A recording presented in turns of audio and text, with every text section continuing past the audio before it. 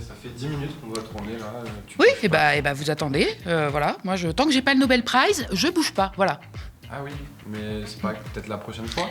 Non, pas la prochaine fois, c'est maintenant ou jamais, je le veux maintenant, c'est maintenant, voilà. Et puis si vous n'êtes pas content, voilà, j'annexe le Groenland et Luxembourg, là. Carrément. Oui. Comme ça.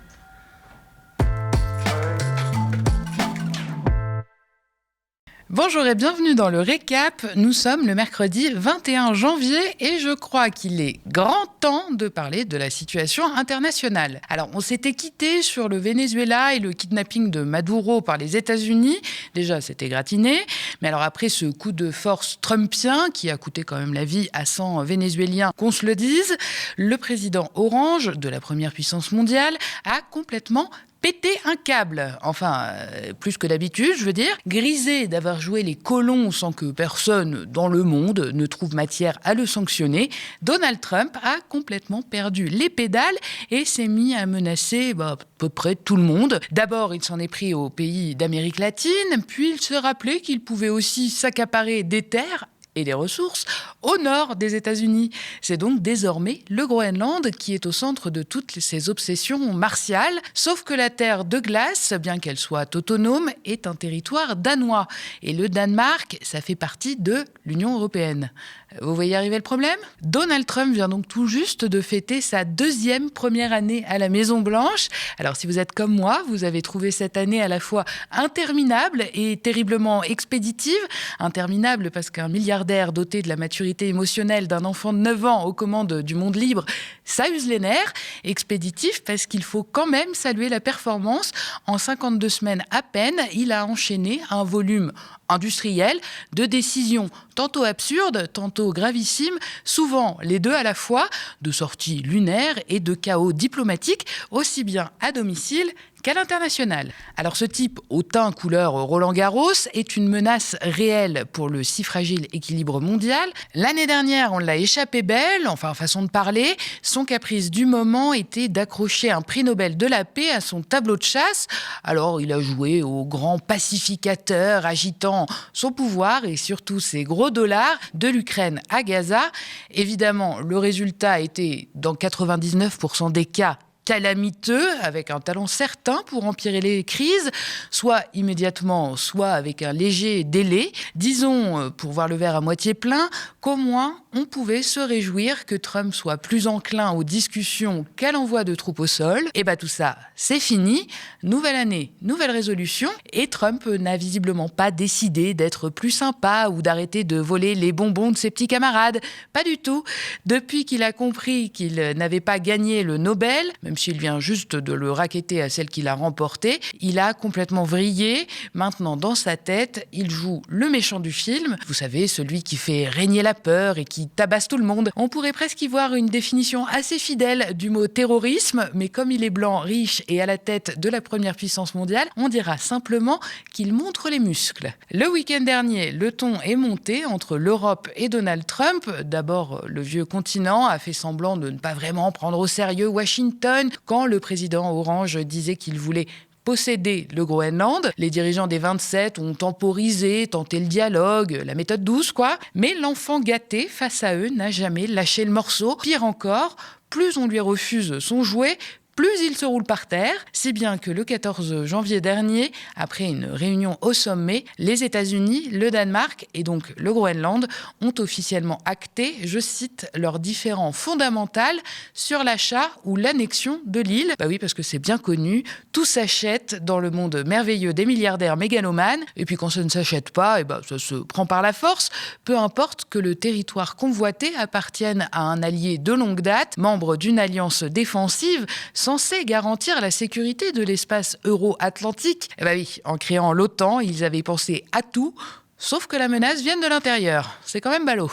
Alors dans tout ça, la vieille Europe a fini par se rendre à l'évidence et hausser un peu le ton pour calmer les ardeurs du mouflé mal éduqué du bureau ovale. Plusieurs pays, dont la France, ont envoyé des militaires au Groenland. Mais alors vous attendez pas à un truc époustouflant. Les méthodes éducatives de l'Europe, c'est plus Montessori que bahut catholique dans le Béarn, si vous voyez ce que je veux dire. On parle de 15 Français et en tout d'une quarantaine d'Européens au prétexte d'un exercice militaire appelé Endurance Arctique. Mais bon, c'est suffisant pour que l'escalade continue. Fâché comme tout, Donald Trump a commencé à menacer les 8 pays en question de droits de douane allant jusqu'à 25% en représailles de leur soutien au Danemark. Et évidemment, depuis, les relations sont un peu tendues.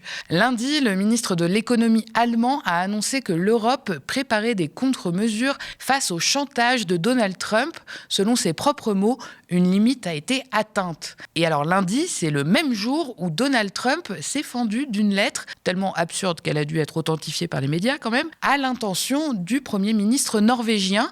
Le président des États-Unis écrivait « Étant donné que votre pays a décidé de ne pas m'attribuer le prix Nobel de la paix pour avoir mis fin à plus de 8 guerres, je me sens plus obligé de penser uniquement à la paix. » Voilà, ce sont ces mots.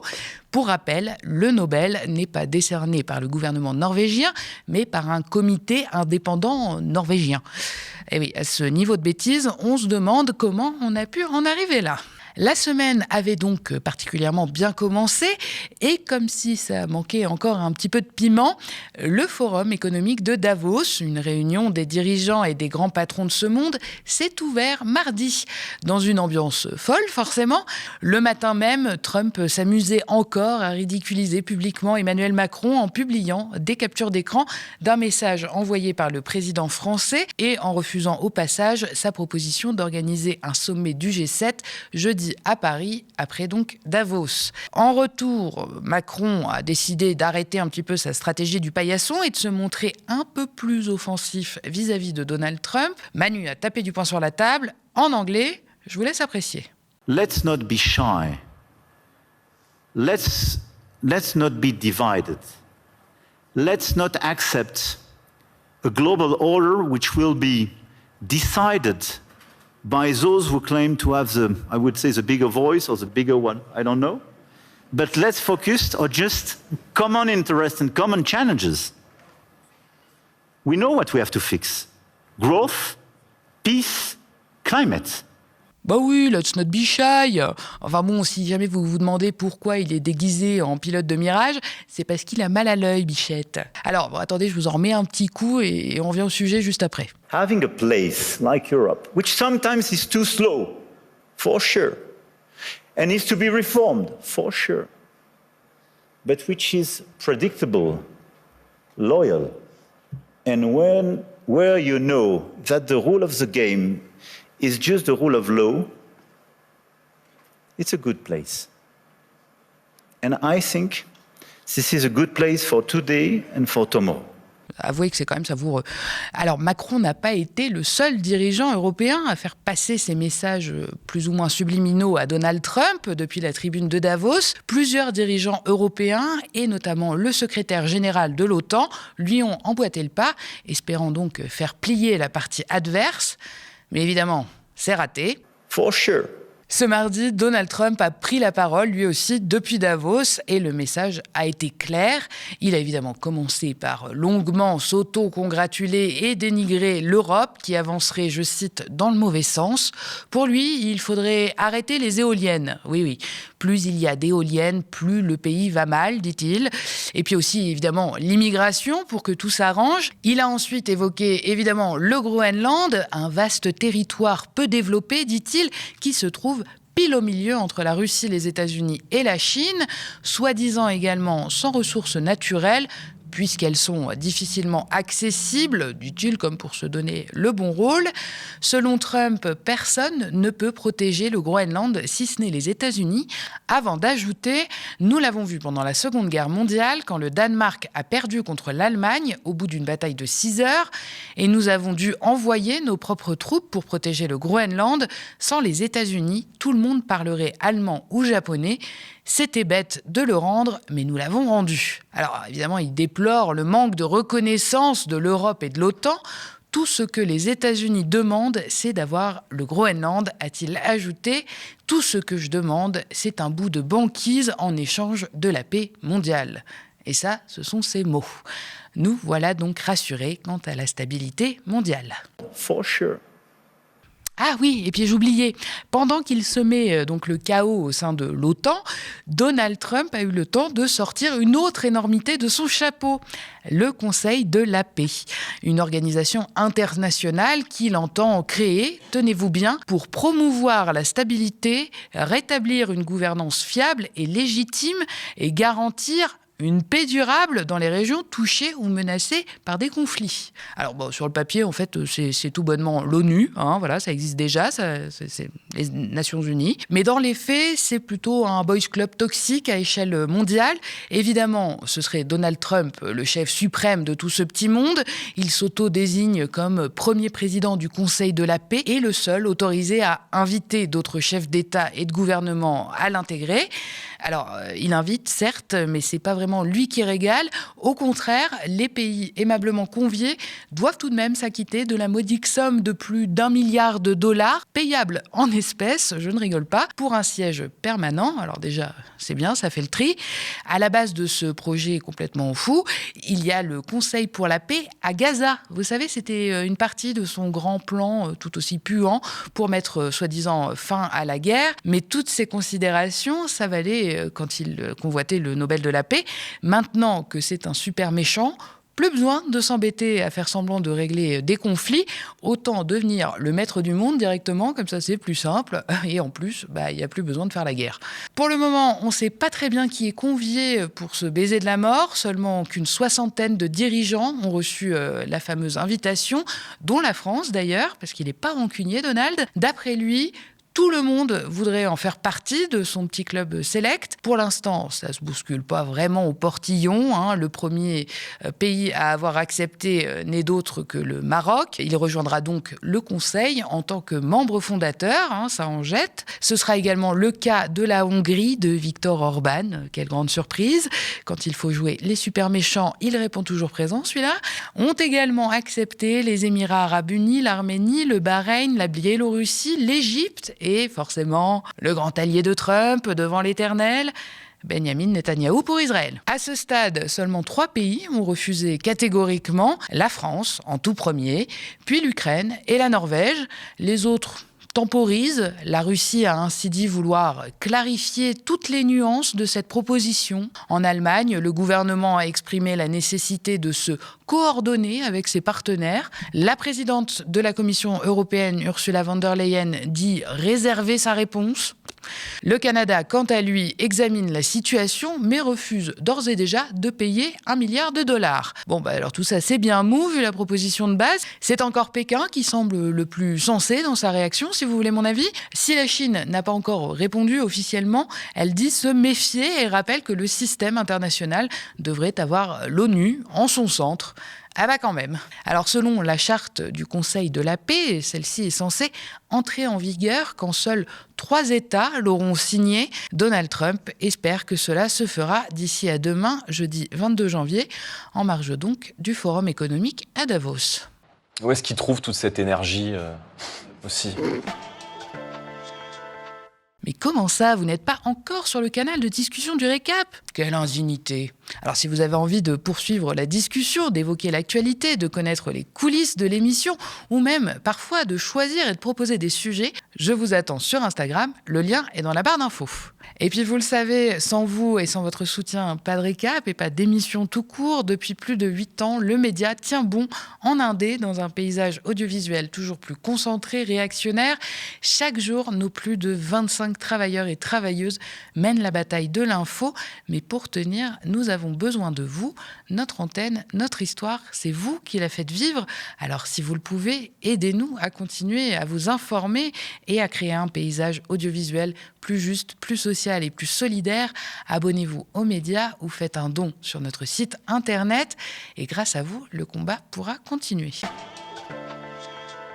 Ce mercredi 21 janvier, une proposition de loi visant à mettre fin au devoir conjugal a été déposée à l'Assemblée nationale. Le texte, porté par les députés Marie-Charlotte Garin du groupe écologiste et social et Paul-Christophe d'Horizon, a une portée davantage symbolique. Le terme de devoir conjugal n'existe pas en tant que tel dans la loi, mais il est écrit dans le Code civil que les époux s'obligent mutuellement à une communauté de vie et les juges utilisent cette obligation de communauté de vie pour en tirer une faute lorsqu'on refuse une relation sexuelle. La proposition de loi entend donc lever toute ambiguïté juridique et affirmer clairement qu'aucun mariage ne saurait impliquer une obligation sexuelle. On écoute l'avocate Michèle Dayan qui l'expliquait sur France Inter ce matin l'importance de cette loi.